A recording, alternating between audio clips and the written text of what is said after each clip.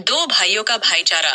गांव के एक कोने में मिट्टी से बना एक साधारण सा घर था, जहां रमेश और सुनील अपनी मां शारदा के साथ रहते थे।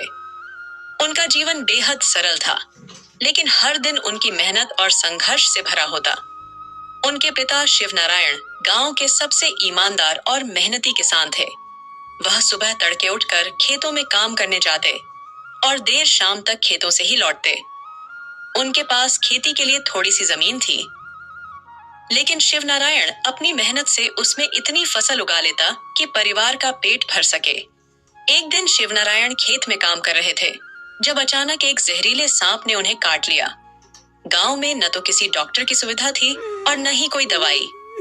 शारदा ने तुरंत कुछ देसी उपाय किए, लेकिन शिवनारायण की हालत बिगड़ती चली गई।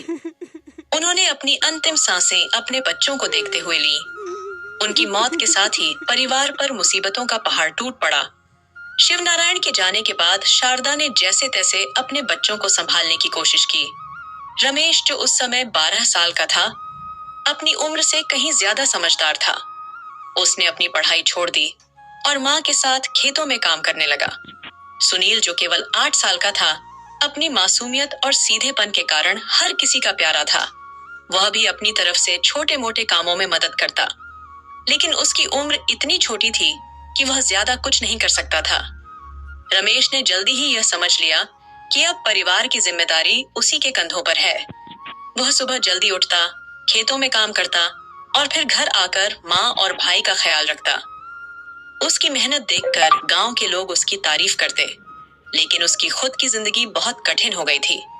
वह अपनी मां के दर्द को समझता था और हमेशा कोशिश करता था कि उन्हें कोई तकलीफ न हो। कुछ सालों में रमेश पूरी तरह से खेतों को संभालने में माहिर हो गया। वह सुनील को भी खेती के काम सिखाने लगा। दोनों भाई अपनी मां के सहारे थे, जो हर सुबह बच्चों के लिए खाना बनाती और दिन भर दूसरों के खेतों में मजदूरी करती। शारदा का शरीर अब धीरे धीरे कमजोर पड़ने लगा था, लेकिन वह अपने बच्चों की खातिर कोई कमी नहीं रखती थी। जब रमेश 22 साल का हुआ, तो शारदा ने सोचा कि अब उसकी शादी कर देनी चाहिए। गांव की एक लड़की रेखा, जो तेज तर्रार और चालाक स्वभाव की थी, रमेश को पसंद आ गई। शारदा को रेखा का स्वभाव थोड़ा अजीब लगा, लेकिन उन्होंने सोचा कि शादी के बाद वह अपने घर की जिम्मेदारियां समझ जाएगी। शादी धूमधाम से हुई और रेखा घर आ गई। रेखा ने शुरुआत में सबके साथ अच्छा बर्ताव किया। वह शारदा का आदर करती और घर के कामों में हाथ बंटाती, लेकिन धीरे धीरे उसका असली स्वभाव सामने आने लगा। वह छोटी छोटी बातों पर सुनील को डांटने लगी और हर चीज में हस्तक्षेप करने लगी। शारदा ने कई बार रेखा को समझाने की कोशिश की, लेकिन रेखा ने उनकी बातों को अनसुना कर दिया। कुछ समय बाद शारदा बीमार रहने लगी। रमेश और सुनील ने उनकी बहुत सेवा की, लेकिन उनकी तबीयत लगातार बिगड़ती गई। एक दिन शारदा ने सुनील को पास बुलाया और कहा, बेटा, तुम्हारे बड़े भाई ने हमेशा तुम्हारा ख्याल रखा है। तुम दोनों को हमेशा साथ रहना चाहिए। यही तुम्हारे पिता की इच्छा थी। शारदा की मौत ने दोनों भाइयों को झकझोर कर रख दिया। शारदा के जाने के बाद घर की जिम्मेदारी पूरी तरह से रेखा के हाथों में आ गई। उसने धीरे धीरे रमेश पर अपना प्रभाव जमा लिया और सुनील को अलग थलग करने की कोशिश शुरू कर दी। रेखा ने रमेश से कहा, हम सब साथ रहते हैं, लेकिन घर का खर्च बढ़ता जा रहा है। सुनील को अब अपनी जिम्मेदारी समझनी चाहिए। उसे अपनी पत्नी के साथ अलग हो जाना चाहिए। रमेश ने पहले इस बात को अनसुना किया, लेकिन रेखा ने धीरे धीरे उसे मना लिया। सुनील की शादी गांव की ही एक सीधी सादी लड़की आकांक्षा से करवाई गई। शादी के बाद रेखा ने घर के बंटवारे की बात छेड़ दी। उसने रमेश को समझाया कि बंटवारा ही सबसे सही विकल्प है। जब बंटवारा हुआ, तो रेखा ने चालाकी से सबसे उपजाऊ जमीन अपने हिस्से में ले ली। सुनील को बंजर जमीन दी गई, जो पत्थरों और झाड़ियों से भरी थी। सुनील ने इस अन्याय को बिना किसी शिकायत के स्वीकार कर लिया। आकांक्षा ने सुनील से कहा, आपने क्यों कुछ नहीं कहा? यह जमीन तो खेती के लायक भी नहीं है। सुनील ने जवाब दिया, भाई ने जो किया हमारे भले के लिए ही किया होगा। हमें अपनी मेहनत पर भरोसा रखना चाहिए। सुनील और आकांक्षा ने अपनी बंजर जमीन को उपजाऊ बनाने के लिए कड़ी मेहनत शुरू कर दी। वे दिन रात खेतों में काम करते, पत्थर हटाते और मिट्टी को उपजाऊ बनाने की कोशिश करते। लेकिन उनकी मेहनत के बावजूद फसल नहीं होती। उनके पास इतना पैसा भी नहीं था कि वे अच्छे बीज या खाद खरीद सकें। एक दिन सुनील ने सोचा कि रमेश से कुछ मदद मांग लेनी चाहिए। वह रमेश के घर गया, लेकिन रेखा ने उसे दरवाजे पर ही रोक लिया। उसने कहा, हमारे पास तुम्हें देने के लिए कुछ नहीं है। अगर तुम्हारे पास खेत नहीं है तो हमारे ऊपर बोझ क्यों बनना चाहते हो? सुनील यह सब सुनकर चुपचाप लौट आया। अब सुनील ने जंगल जाकर लकड़ियां काटनी शुरू कर दी। वह लकड़ियां बाजार में बेचता और उससे जो पैसे मिलते, उससे अपना और आकांक्षा का पेट भरता। एक दिन जब वह लकड़ी काट रहा था तो उसने देखा कि एक साधु भालू के जाल में फंसे हुए हैं। सुनील ने भालू को भगाया और साधु को जाल से निकाला। साधु उसकी ईमानदारी और साहस देखकर बहुत प्रभावित हुए। उन्होंने कहा, तुम्हारे जैसा नेक इंसान मैंने बहुत कम देखा है। तुम्हारी मेहनत बेकार नहीं जाएगी। साधु ने सुनील को एक जादुई जल दिया और कहा, इसे अपनी जमीन पर छिड़क दो, तुम्हारी जमीन उपजाऊ हो जाएगी। सुनील ने साधु का धन्यवाद किया और घर आकर जल अपनी जमीन पर छिड़क दिया। कुछ ही दिनों में उसकी जमीन पर फसलें लहलहाने लगी। पूरा गांव उसकी मेहनत और सफलता की तारीफ करने लगा। रमेश को जब पता चला कि सुनील की बंजर जमीन इतनी उपजाऊ कैसे हुई, तो उसके मन में ईर्ष्या और लालच ने घर कर लिया। उसने सुनील से सारी बात पूछी। सुनील, जो अपने भाई के साथ छल नहीं करना चाहता था, ने ईमानदारी से साधु और जादुई जल की बात रमेश को बता दी। रमेश ने सुनील का धन्यवाद तो किया, लेकिन उसके मन में कुछ और ही चल रहा था। उस रात रमेश ठीक से सो नहीं पाया। उसके मन में बस एक ही बात चल रही थी, अगर सुनील साधु की मदद से अमीर हो सकता है तो मैं क्यों नहीं। अगले ही दिन रमेश ने रेखा से इस बारे में चर्चा की।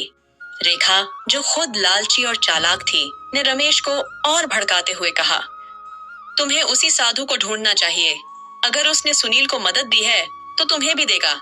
आखिर तुम बड़े भाई हो। रेखा की बातों से प्रेरित होकर रमेश ने अगले दिन जंगल की ओर प्रस्थान किया। वह साधु की खोज में निकल पड़ा, लेकिन जंगल में जाना इतना आसान नहीं था। घना जंगल चारों ओर फैला हुआ था और रास्ते इतने कठिन थे कि रमेश को बार बार उलझनों का सामना करना पड़ा। जंगल के अंदर घुसते ही रमेश ने महसूस किया कि यह जगह कितनी अलग और डरावनी थी। चारों ओर ऊंचे ऊंचे पेड़, जंगली जानवरों की आवाजें और दूर दूर तक सन्नाटा।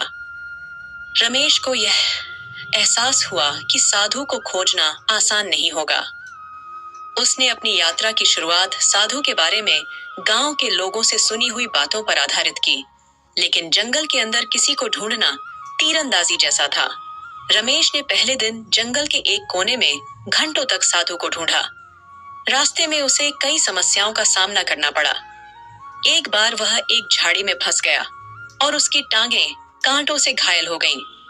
वह दर्द से कराहते हुए भी आगे बढ़ता रहा। उसे विश्वास था कि वह साधु को ढूंढ लेगा।